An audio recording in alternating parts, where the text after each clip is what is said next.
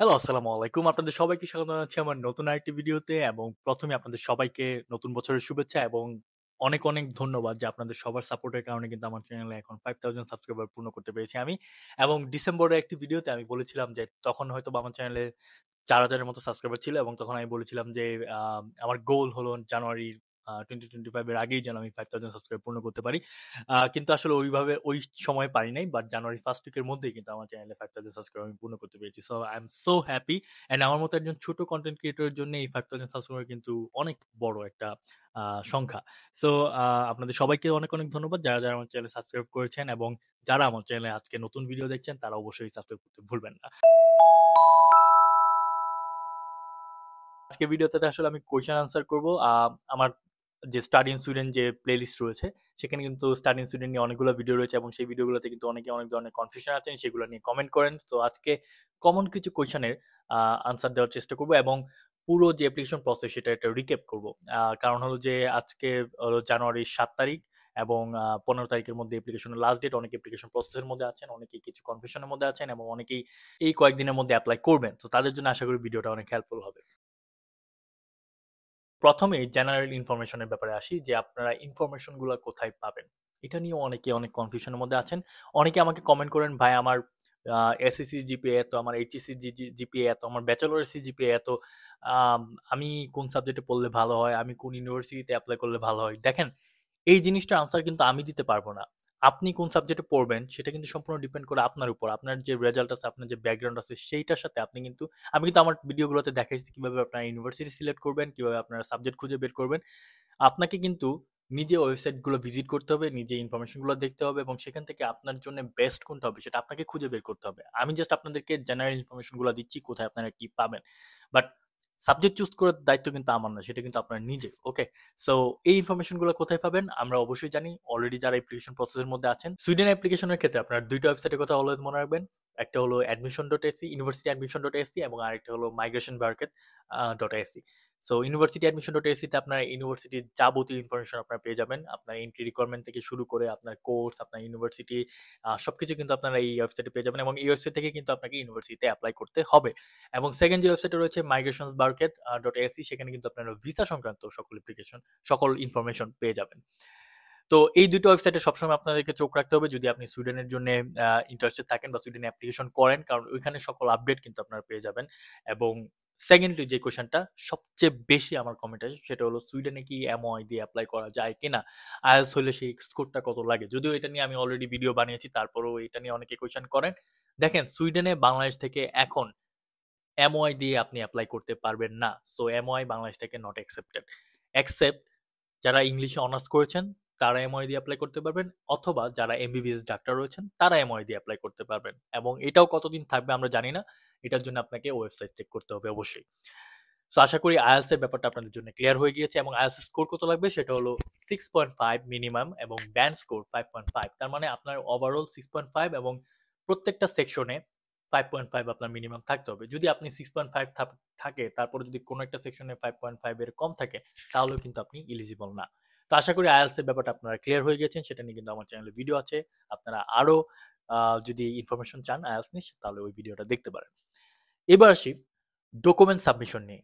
এটা নিয়ে অনেকে অনেক ধরনের কনফিউশনের মধ্যে আছেন। কারণ এখন যেহেতু আপনারা অ্যাপ্লিকেশন করছেন, ডকুমেন্ট সাবমিট করছেন।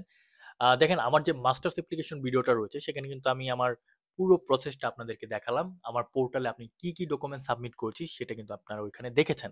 তারপরেও অনেকেই কোয়েশ্চেন করেন কারণ অনেকে অনেক ধরনের কথা শুনেন। একেকজন একেক ধরনের কথা বলে সেটা নিয়ে অনেক কনফিউজ থাকেন। দেখেন ওয়েবসাইটে যেই রিকোয়ারমেন্ট এর কথা বলা আছে আপনারা সেটাই ফলো করবেন। কে কি বলল সেটা ফলো করার কোনো দরকার নাই। এখানে একটা বড় বিতর্ক আছে এসওপি নিয়ে।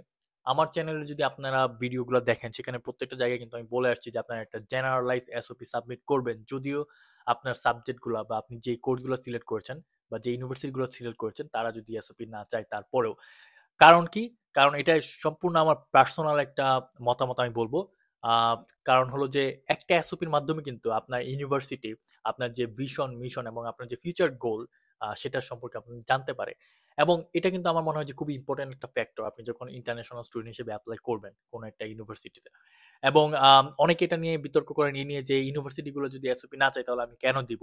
দেখেন এজন্যই আমি জেনারেলাইজ একটা এসওপির কথা বলেছি। কারণ এটা দিয়ে অ্যাডমিশন কমিটি সহজে বুঝতে পারবে সুইডেনে আপনি কেন আসতে চান। এবং আমি এই প্রসেসেই এপ্লাই করে অলরেডি চান্স পেয়েছি। সো আমি আসলে আমার জার্নিটা আপনাদের সাথে শেয়ার করছি। এখন আপনি সাবমিট করবেন কি করবেন না এটা সম্পূর্ণ আপনার ব্যক্তিগত ব্যাপার। এবং আমার চ্যানেলে কিন্তু এসওপি নিয়ে অলরেডি একটা ইন ডিটেইলস ভিডিও রয়েছে। আপনারা যদি তারপরেও কনফিউজ থাকেন যে জেনারেলাইজ এসওপি কিভাবে লিখবেন, তাহলে আমার ওই ভিডিওটা দেখতে পারেন। সেখানে কিন্তু আমি আমার নিজের এসওপি কিভাবে আমি লিখেছি, আমার একটা জেনারেলাইজ এসওপি ছিল। কারণ আমি যেই কোর্সগুলোতে এপ্লাই করেছিলাম তারা কেউ এসওপি চায় নাই। তারপরেও আমি কিন্তু একটা জেনারেলাইজ এসওপি সাবমিট করেছিলাম। সো ওই ভিডিওটা দেখলে আশা করি এসওপি নিয়ে আপনাদের আর কোনো কনফিউশন থাকবে না। এন্ড এখানে আরেকটা কোয়েশ্চেন থাকে, অনেকেই দেখলাম রিসেন্টলি কমেন্ট করছেন যে ভাই একটা ইউরোপাসের সিবির ফরম্যাট দেন, সিবি কিভাবে লিখবো সেটা নিয়ে।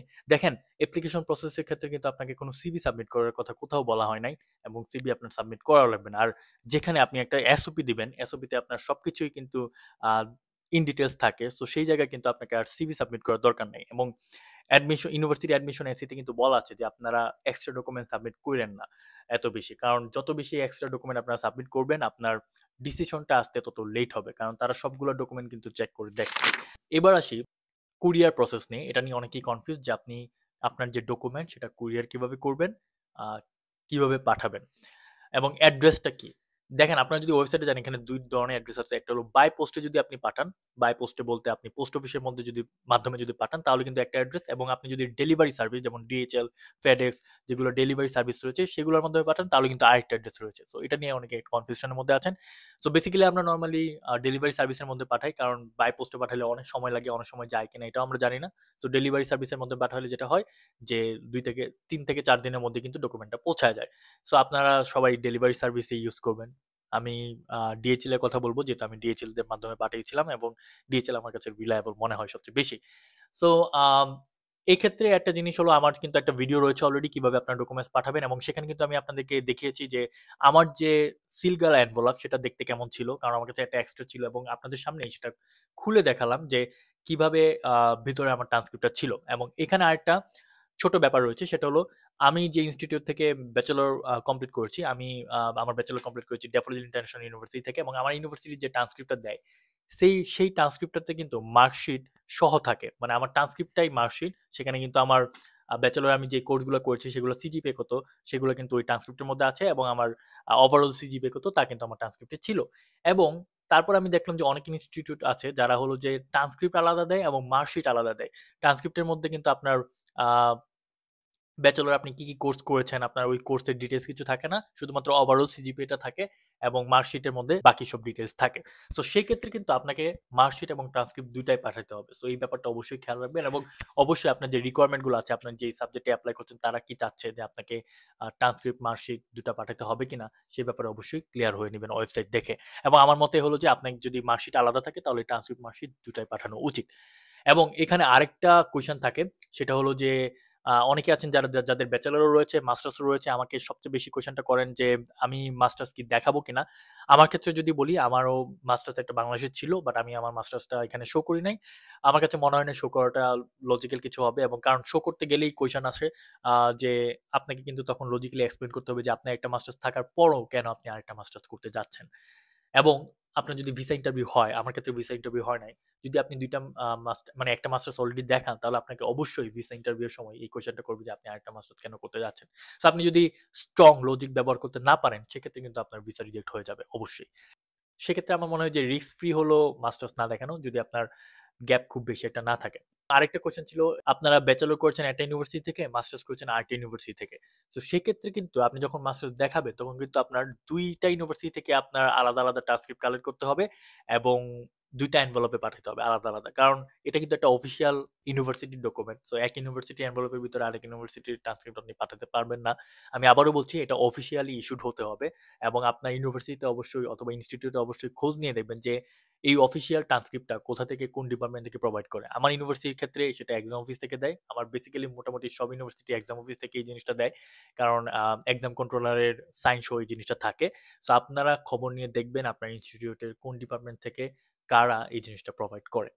ওকে, সো এবার আসি অ্যাপ্লিকেশন ফিটা আপনি কিভাবে সাবমিট করবেন। এটা নিয়ে অনেকেই কমেন্ট করছেন, এবং আমার আগের ভিডিওতে আমি বলেছিলাম যে আপনারা বাংলাদেশের যে কোনো ডুয়েল কারেন্সি কার্ড দিয়ে কিন্তু আপনারা পেমেন্টটা করতে পারবেন যদি আপনার কার্ডে ডলার ইনভেস্ট করা থাকে। এবং এখন মোটামুটি যে ব্যাংকগুলো যে কার্ডগুলো দেয়, যে ভিসা কার্ড বা ডেবিট কার্ড বলেন, মাস্টার কার্ড বলেন, সবগুলো কিন্তু ডুয়েল কারেন্সি কার্ড। আপনাকে জাস্ট ডলার ইনভেস্ট করতে হবে এবং তারপরেই কিন্তু আপনি আপনার ওই কার্ড দিয়ে আপনি পেমেন্টটা করতে পারবেন। বাট রিসেন্টলি আমি যে জিনিসটা দেখলাম যে অনেক ফেসবুকের কমেন্টে অথবা আমার ভিডিও কমেন্টে বা আমাকে অনেকে পার্সোনালি মেসেজ করেছেন যে বাংলাদেশ থেকে আপনার পেমেন্ট করতে পারছেন না, ইভেন আপনার ডলার ইনভেস্ট করা আছে তারপরেও। এটা হয়তো বা আপনার ব্যাংকের গেটওয়ের কোনো প্রবলেম হতে পারে। আপনাকে এই ক্ষেত্রে আপনার ব্যাংকের সাথে কথা বলতে হবে যে আমি এইখানে পেমেন্ট করতে চাচ্ছি কিন্তু আমি পেমেন্ট করতে পারছি না। সো আপনার ব্যাংক এটা সলভ করে দিবে, অথবা যদি কোনোভাবেই আর না হয় তাহলে আসলে লাস্ট যে অপশন আছে সেটা হলো আপনার আপনার কোনো রিলেটিভ অথবা ফ্রেন্ডস যারা বিদেশে থাকেন তাদের সাথে যোগাযোগ করে তাদেরকে দিয়ে আসলে পেমেন্টটা করায় নিতে হবে। কারণ এছাড়া তো আসলে কোনো ওয়ে নাই। আপনাকে তো অবশ্যই পেমেন্টটা করতে হবে। যদি আপনি বাংলাদেশ থেকে না পারেন তাহলে বিদেশ থেকে অবশ্যই কারো হেল্প নিয়ে আপনাকে পেমেন্টটা করতে হবে। এবার আসি ব্যাংক স্টেটমেন্ট নিয়ে। ব্যাংক স্টেটমেন্ট নিয়ে যদি আমার ইন ডিটেইলস একটা ভিডিও রয়েছে যেখানে আমি এক্সপ্লেইন করেছি সিঙ্গেল পারসনের জন্য আপনাকে কত টাকা দেখাইতে হবে। আপনি যদি স্পাউস সহ আসেন তাহলে কত টাকা দেখাতে হবে, অথবা আপনি যদি স্পাউস এন্ড বেবি সহ আসেন তাহলে কত টাকা দেখাতে হবে। এই পুরো হিসেবটা কিন্তু আমার ওই ভিডিওতে আছে এবং আমি ভেঙে ভেঙে পুরো হিসাবটা কিন্তু আপনাকে দেখাইছি। ওইখানে যে জিনিসটা আমি মিস করে গেছি সেটা আমার ওই ভিডিওর পিন কমেন্টে এখন দেওয়া আছে। সেটা হলো যে আমি কিন্তু এখানে 12 মাসের বা 1 বছরের হিসাবটা দেখাইছি। বাট আপনি যখন 1 বছরের ভিসার এপ্লাই করবেন তার মানে কিন্তু আপনি 12 মাসের ভিসা এপ্লাই করবেন না। আপনাকে কিন্তু 13 মাসের ভিসা এপ্লাই করতে হবে। তার মানে আপনাকে কিন্তু ওই হিসাবটা 13 মাসের করে দেখাতে হবে। মানে আপনার 1 বছরের ভিসার জন্য যে স্টেটমেন্টটা দেখাবেন সেটা হলো 13 মাসের হবে। মানে আপনি যত মাসের এপ্লাই করবেন তত মাসের ব্যাংক স্টেটমেন্টটাই আপনাকে দেখাইতে হবে। অ্যান্ড এখানে অনেক একটা কনফিউশনের জায়গা যে আমি ইউনিভার্সিটি অ্যাপ্লিকেশনের সময় ব্যাংক স্টেটমেন্ট আপলোড করব কিনা? অবশ্যই না। ব্যাংক স্টেটমেন্টটা আপনার ভিসা অ্যাপ্লিকেশনের সময় যেটা হলো মাইগ্রেশনস বারকেতে আপনি আপলোড করবেন। ইউনিভার্সিটি অ্যাডমিশনে কিন্তু আপনার ব্যাংক স্টেটমেন্ট দেওয়ার কোনো দরকার নেই। তো এই ছিল মোটামুটি অ্যাপ্লিকেশন প্রসেসের ভিডিও। আমার চ্যানেলে কিন্তু স্টাডি ইন সুইডেন যে গাইডলাইন যে প্লেলিস্টটা রয়েছে সেখানে কিন্তু বিস্তারিত সবকিছু ভিডিও রয়েছে। সো আপনারা চাইলে ওই ভিডিওগুলো দেখতে পারেন। অ্যান্ড যারা এইবার অ্যাপ্লিকেশন করছেন, এপ্লাই করে ফেলেছেন তাদের সবার জন্য শুভকামনা রইলো। আশা করি আপনারা আপনাদের যে স্বপ্ন সেই স্বপ্ন পূরণ করতে পারেন। অ্যান্ড অবশ্যই আপনাদের যে ডিজায়ার্ড ইউনিভার্সিটি রয়েছে বা কোর্স রয়েছে সেটাতে চান্স পান। দেখা হচ্ছে নতুন আরো কোনো একটা ভিডিওতে এবং আবারও আপনাদের সবাইকে অসংখ্য অসংখ্য ধন্যবাদ। আপনার জন্য আসলে 5000 সাবস্ক্রাইব পূর্ণ হয়েছে এই নতুন বছরের শুরুতে। অ্যান্ড আপনারা যদি সাপোর্ট করে যান এভাবে তাহলে খুব দ্রুতই আমার যে নেক্সট মাইলস্টোন 10,000 সাবস্ক্রাইবার সেটাও আমি পূর্ণ করতে পারবো ইনশাল্লাহ। তো এখনো যারা আমার চ্যানেলে সাবস্ক্রাইব করেনি please do subscribe and help me to grow. Bye bye.